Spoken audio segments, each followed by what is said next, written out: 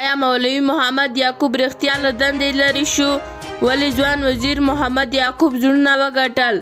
هغه تازه څه کړي دي او څنګه یې ټولنې کې محبوبیت زیات شو؟ ټولو طالب مشرانو په منځ کې له ټولو زیات مینوال ځوان دفاع وزیر مولوي محمد یعقوب مجاهد لري. هغه یو باثباته او پرمختللی افغانستان غواړي.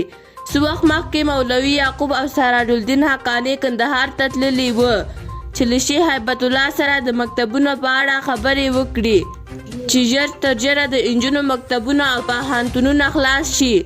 دا معلومه نه شوه چې هغوی سره شیخ هیبت الله ولیدل او که نه، خو دا معلومه شوه چې دوی بیرته له کندهار خفه راستنه شوي وو. بل خوا اوازه وه چې سراج الدین حقاني او مولوي یعقوب له خپلو دندو څخه شړل شوي دي، خو دا اوازې تر اوسه کوم حقیقت نه لري.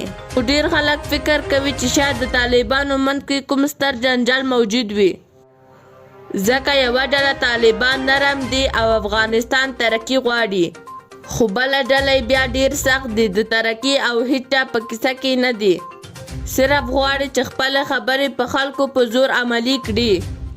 دا چې یعقوب نرم ده او د تعلیم طرفدار ده، نو په همدې خاطر یې ټولنه کې مینوال پیدا کړي دي.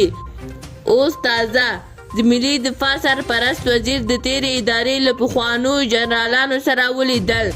مولوي محمد یعقوب مجاهد په خپلو خبرو کې وویل زموږ او ستاسې یوازینی هدف په هېواد کې امن راوستل دي.